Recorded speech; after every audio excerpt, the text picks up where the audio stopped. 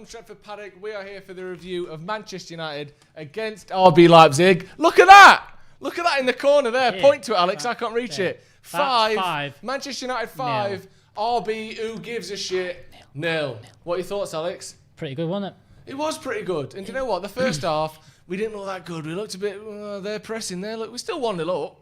People, half time, you go on Twitter, it's like, this is going to tell, this pressing's going to tell. Nagelsmann Ball or Ballgelsman or whoever, whatever. He'll get it right in Then the you second bring half. He'll Rashford sort on. it out. What a week Marcus Rashford's had. He's unbelievable. What an absolute week he's had. Comes on, gets that Lewandowski-style hat-trick in about 20 minutes. Bruno as well, a nice little touch. Bruno giving Martial the penalty. He did the same thing to Marcus when he needed a goal at the end of last season. He's done the same thing to Martial now. He needs a goal. He could do with a confidence booster. So Bruno's like, you know what? I'm the best penalty taker in Europe, but you can have this one. Yeah. You need a goal more than I do. And it was a bit, because I was sort of going, why is he not giving it Marcus? Because Marcus on a hat-trick, and as much as Martial needs a goal, I think hat-trick in the Champions League for Marcus Rashford is a huge thing. Stunning. But, I mean, wow. What a performance. I mean, 16 minutes, he was class. The whole team all the way through. You know, I think Ollie, to his credit, got it absolutely spot on. I think playing Fred and Matic in there, I think they covered the worry that Steve mentioned, that they can come out wide and do all those kind of problems where, you know, with us not playing wingers, that was going to be an issue. Fred and Matic and Pogba did a lot of good work, went over, covered those positions, did unbelievably well all the way through. Van der Beek kind of linking things up as well, looked very good. Mason Green, I mean, the first half, Mason Green was goal. I mean, that's kind of going to get overlooked, but that pass from Pogba, the run from Mason Greenwood, which was that good, it looked more offside than it was. Yeah, exactly, yeah. And it wasn't offside in the end, but everyone thought it was offside because it was such a good run. Quality finish, but wow. And a lot of people deserve credit for this as well. Obviously, Marcus Rashford comes on and looked like, not only did he look a level above where he has been, maybe since lockdown, but I think he's looked better since the start of this season. But he looked as though he had, what was it, 2-0 when he came on? Yeah. He looked like he came on with like, we're losing this game, we have to win it. Yeah. He had an energy and intensity and a confidence. He was knocking the ball past people. He was sprinting in behind. He was making runs. And that pass around the corner from Bruno for Rashford's first goal was a stunning pass, by the way, over his left shoulder. Hooked it round to Marcus, who was onside by the skin of his teeth. Perfect in his own half still. But some really lovely goals in there as well. Some great finishes. His second goal, he hit it about as hard as you can hit it. Just looked down, smashed it in the corner. But yeah, a lot of people deserve credit. Martial had a decent game. Paul Pogba looked the best he's looked, I think, from the start, at least, anyway, this season. Van der Beek looked good for his 65 minutes. People saying in the comments, Ole is clueless. Yeah, it's harder to say that now, isn't it? It's a little bit harder to say that. And obviously, Man United and RB Leipzig, they're two different teams. Like, if you looked at it on paper and you looked at that fixture 5 years ago, well, United will slap them about. But these are different. This is a semi-finalist in the Champions League last season. RB Leipzig. Well, I think you going into this game today, if you'd have asked anyone, who do you think's got more chance of winning the Champions League this season, Manchester United or RB Leipzig? I think everyone would have gone for most people, unlike, especially in the Twitter world of this is what maybe RB Leipzig with Nagelsmann, they can win the Champions League, and they're just wrong. I mean, Ollie's got it bang on today. I think. You mentioned we've got a great chance in the cup competitions. I think we've got a great chance of, because we can do this. We can turn over any team with the quality we've got. And I think one of the things that's shown today, there's a lot of the talk about how we've not been playing Donny van der Beek, we've not been starting Paul Pogba, we've not been starting our strongest team. But look at that. The team we put out today was a strong starting 11, a very strong starting 11. And then the substitutes that came on, you had Marcus Rashford come on, you had Cavani come on, you had Bruno Fernandes come on.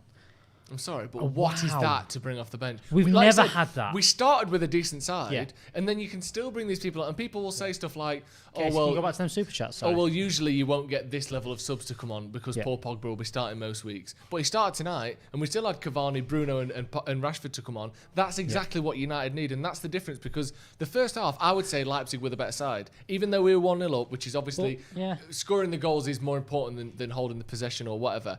I think that, they weren't bad in in the first half, Leipzig. But second half, to pull away like that, and like I said, if we can do that in the cup competitions consistently, this is the sort of performance that if this was a two-legged tie, I know Leipzig would have played differently. But that tie's dead now. Yep. And that happens on the blink of an eye when someone like Marcus Rashford comes on. Run through these super chats. Starting off with the Francie Brady saying, my favourite part of this performance was Rashford on a hat-trick and Bruno, the penalty taker, let Martial take the penalty because... Which was class. I agree. He needed the goal. We were talking about that before. That was really good. Someone says, June and July says, let's talk about Upamecano. Think Twanzebe has him any day. I mean, on tonight's performance, it wasn't bad. He didn't stop that, though, did he? He didn't stop 5 goals going past And the other super chat, we've got Naresh. He says, why is everyone jumping on Van der Beek for not getting playing time? Have they forgotten about the concept of settling into a new league at a young age? They have forgotten about that. Yeah. And it's ridiculous. Most people don't do what Bruno Fernandes did, where you come in and you hit the ground running. There's a reason people say bedding in, settling in, like he said there. These are phrases and terms and known things because it takes a little bit of time. We've got another one by the looks of it there, Casey, as well. We'll jump on that one. That was apparently a tactical genius from Max K. Thank you very much. OGS just made him look a fool. Ollie's at the wheel. Brilliant performance from defence to attack. It was a brilliant performance. And this is the Ollie's this thing that Ollie isn't a very good tactical manager and he isn't coaching these guys is just, it's wrong. It's if you can't see that this team is moving forward and getting better and better and better, you're just wrong. I honestly think a lot of it is people who think they know tactics because they look at stats and they don't know tactics. That's one group of people who think Ole's a shit manager or that he doesn't have tactics. The other group of people is just they don't like him, so no matter what he does, they won't see it. Yeah. Because, you see that consistently against the bigger teams, United perform well. United outperformed PSG. United clearly outperformed RB Leipzig. And you can say, I even gave them credit for that they were pretty decent first half. But you don't get much credit when you lost 5-0. Let's be honest. And people before the game saying Ole is all vibes, stats. No tactics, just vibes. I don't mind that. I want if the these hashtag. are the vibes, That hashtag's going. Give me more of these vibes. I've already used it so far. Look at these stats. They were even for most of the game. And United, just towards the end of the game, Marcus Rashford comes on, 7 shots on target, 5 goals, 83% pass accuracy, 2 clear chances. I mean, the only stat that matters is 5-0, let's be honest. If we'd have lost 5-0, it doesn't matter how many shots the other team had on target. We battered him. Very, very well done. Going back to the Upamecano thing. Yes. Not Upamecano. Van der Beek, sorry. I'll go back to him, saying that he's not been playing, he's not been starting. I think this has been a pattern throughout since post-Ferguson. I probably wouldn't mention the David Moyes era, but even still in the David Moyes era, it was, why is that person playing? They're the reason why we're not winning, and why isn't he playing? And this is the whole thing. This is the...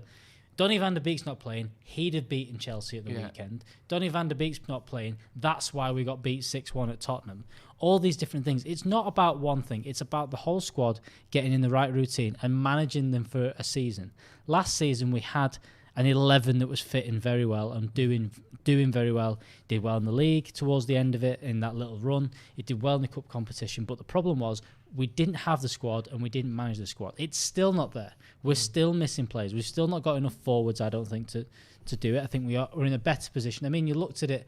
I think the suspension to Martial has almost helped things right now in terms of you can rotate him a little bit and that he's playing one game, he's rested the next, he's playing the next game. And I think what that's showing is that, yes, you've had to play Dan James in a couple of games and he's not looked the best, but we can rotate this team and still put a strong 11 out, still put an 11 out that can compete. And all that means is that in the second half against Leipzig, when they're tiring, they're pushing for a goal, you bring on Rashford, Bruno, Cavani, and you absolutely ruin a game like that. And Cavani's someone I want to mention as well because he was offside, wildly offside for, I think it was our third goal or Rashford's second certainly, and it was offside again for his disallowed goal. But what he did both times is stretch the defence out. He was well offside, but it drags a player out and it left space through the middle for Fred to find, or for Rashford to get through in the middle after the ball had gone out to the left-hand side. And what it did for the goal that was disallowed, it makes the defenders think, right, someone's going to get in behind us. If they do, he's chipped the goalkeeper from 6 yards out. Like, I know it was offside, so obviously it was sort of ineffectual in the end. But I think the other thing is he offers something different. He does, having a striker like Cavani where he wants to drop deep and he wants to do these kind of things and he wants to hold the ball up a bit more. It means that Marcus Rashford is running in behind him. It means that Martial can do that as well.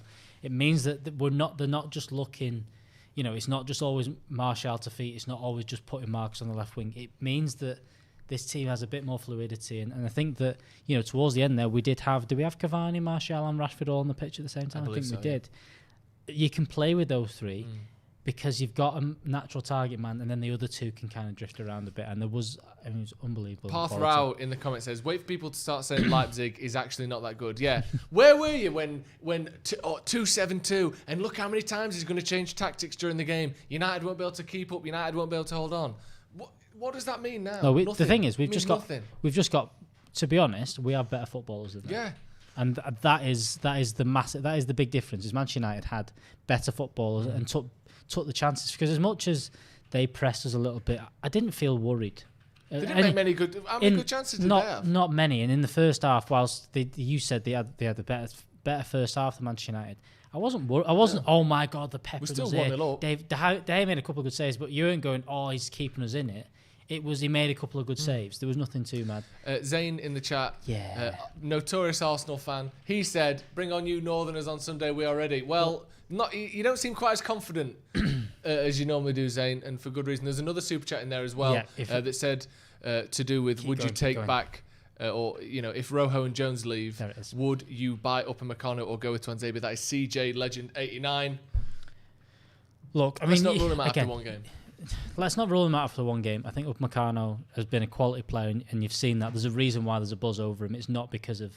And one game against Manchester United, against a very strong front three, isn't going to ruin his chances of being a Manchester United player. He's a very good footballer. He's got a lot of the attributes we're missing at centre-half. Tuanzebe has also got a lot of those things as well. I'd like to see... And I think this is why... Ollie kind of went, do you know what? Let's give it a year with these 3 or 4 we've got. Maybe, you know, Rojo and Jones are done. Definitely, they're not going to play. But that 3 or 4 we've got, with it being Maguire, Bailly, Lindelof and Tuanzebe, let's see how they do. If Tuanzebe can step up to the levels that I think everyone kind of thinks they can, maybe we don't have to buy Upamecano. But if he doesn't, you can still sign him. You bring him in. Maybe him and Tuanzebe end up being the partnership and Maguire drops out. You don't know. Yeah. But I think that's why Ollie kind of went, do you know what? This isn't my priority right now. I like this 4. The only trait or skill or quality that Axel Tuanzebe needs to go from where he is now to playing for Man United every week is physical consistency. Yeah, he just needs to stay fit. That's it. Absolutely. We've got some other comments there. So a couple of people saying, all vibes, no bants. Yeah, that's United. All the people who said Ole Gunnar Solskjaer was just going to get tactically outclassed. It also, just didn't happen, did it? Yeah, Zane was mentioning there the Arsenal game of the weekend. I mean, they've got to play on tomorrow night, don't they? Arsenal, because they got. Or are they in the Europa League? Did they make it? Yeah, they've got the Europa League. Did they? No, they finished 8th, didn't they? Yeah, but they won the FA Cup, didn't they? Oh, so they've got to play Europa League. They came in through the back door. Cheeky Gunners. Yeah. Rashford is the top scorer in the UEFA Champions Leagues. Who needs tactics when you've got the vibes? Ollie haters, where are you? This was a good night tonight, wasn't it? Unbelievable. This was a fun night, a fun game to watch, and the way that it just exploded when Marcus Rashford came on. Do you know what it felt like tonight? And I hate it when people say this was a coming of age, this was when he took it to the next level. Marcus Rashford came on tonight and looked like a world-class player coming on. It was like, do you know when you used to see Kaká, Ronaldinho coming in off the bench, and you're like, oh, he's coming back from an injury or he's being rested, and you're like, shit, we're worried now. Marcus Rashford came on and destroyed the game. Yeah. He was like, I'm just too good for you lot. And seeing him do that after a lot of people criticised him after the break last summer, or in October, whenever it was, after the break last season, people saying he's not quite there, has he still got that injury, is his back hurting, some bad ankle, whatever it is. Tonight, he looked like you're bringing on one of the best players in the world, and he just destroyed it. Think about tonight. Imagine the tweets that'd be going out and stuff if Mbappe had come off the bench for PSG and scored 3 goals. I mean, imagine the buzz around Moise Kean, who scored 2 goals tonight for PSG, was massive, going, oh, he's still a quality player. And a thought for Alvaro Morata, who scored a hat-trick of offside goals tonight, which, in a way, is just as good as what Rashford did. Top isn't it? Pretty much, yeah. But anyway, Marcus Rashford, the 3 goals for that, the headlines going around Europe tonight, I think we are in the Man United bubble, we won't see him as much, will be Marcus Rashford, this lad that is doing all this good stuff off the field, has just come on, scored a 16-minute hat-trick, picked the ball, and he gave a penalty to someone else. Didn't go, no, I don't want it. I don't need it. I'll score it in a minute. Quality. Yeah. Absolutely quality. Absolutely quality. Shout out to Fred.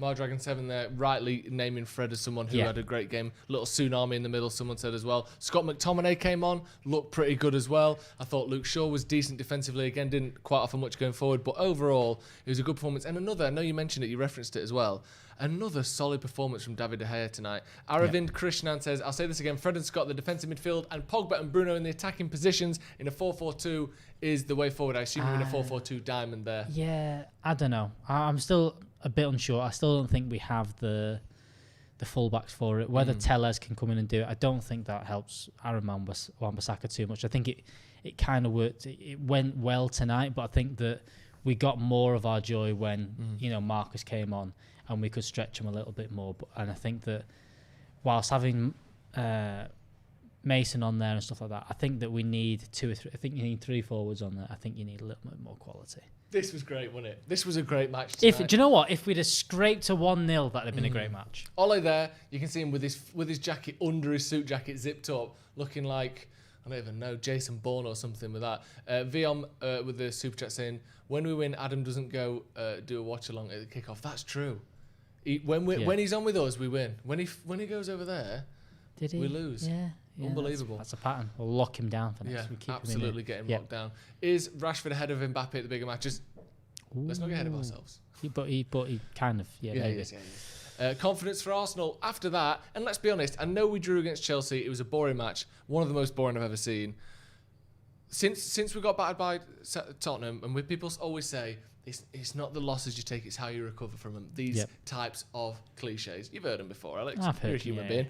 After that Tottenham match, come back, Newcastle 4-1, beat PSG away, draw with Chelsea, which, yes, it was a shit performance, but a draw against Chelsea is never the worst result in the world. And then you batter RB whatever, Red Bull Leipzig, I'm calling them what they are. Rashford Ball. Nah, it's Red Bull, mate. Yeah.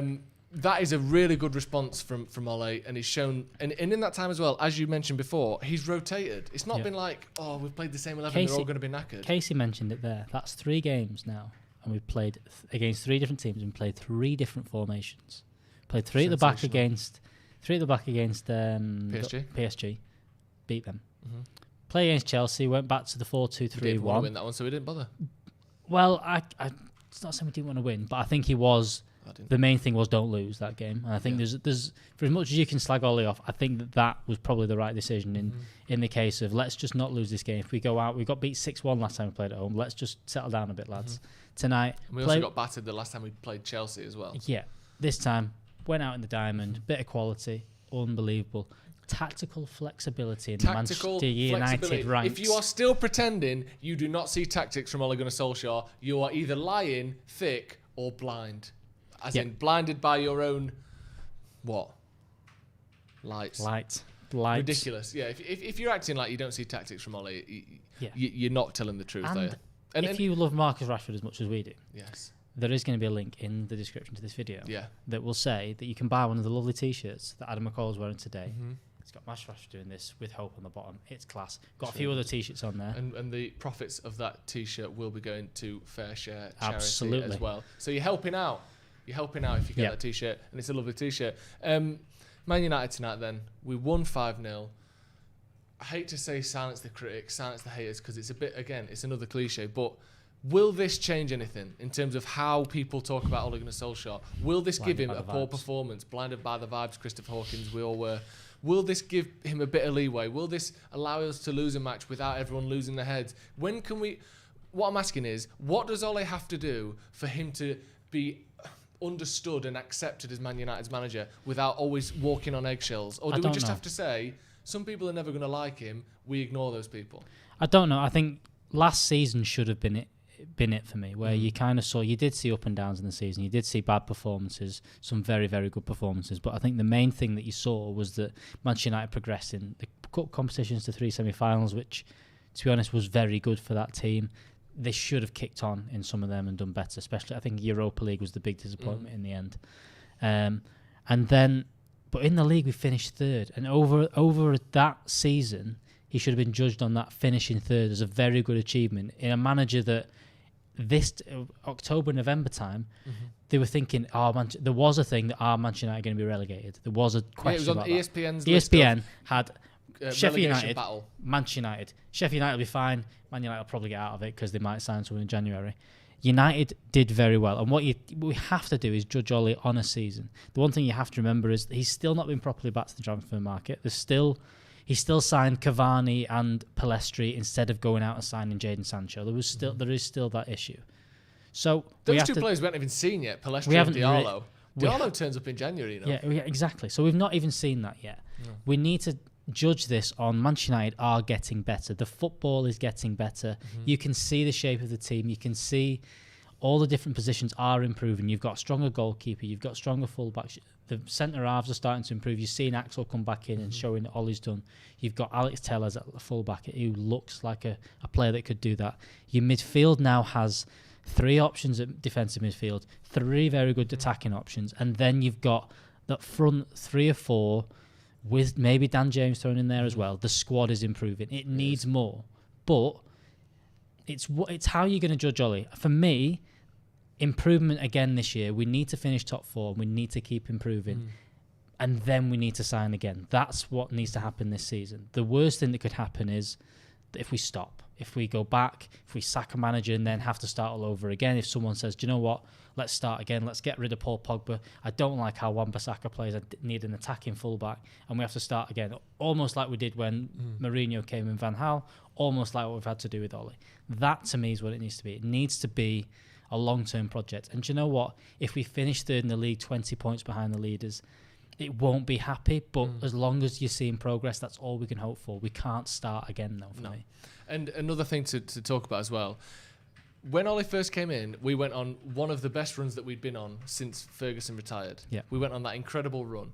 If we could change the camera, please. Went on that incredible run when Ole first came in, and it was ridiculous. Yeah. And it pushed us up, and we almost got top 4, but we dropped off toward the end of the season. Then we had a 6-month spell where we were crap that ended against Burnley when we went on another incredible run. Yeah. Now, we also weren't great against Sevilla, we weren't great against Palace and Brighton, and we weren't great against Tottenham. But if the next great run has started now, the gap between the last one and this one was about 8 games. Yeah. And if we can, every time we have a great run and we stop that great run, the shorter the gap to the next one, the more chance we have of winning trophies, because that's what consistency is. If this is the start of another one of those runs, then people better start worrying, because at some point, the gaps between those great runs gets shorter and shorter and shorter, and eventually you're just good. And like you said, what we can't do is look at this and go, yeah, look, we've beat Leipzig, we take our foot off the gas. What we have to do is push on for the players that we have now, and the board and the manager can't be happy with the squad. We have to improve again. Yep.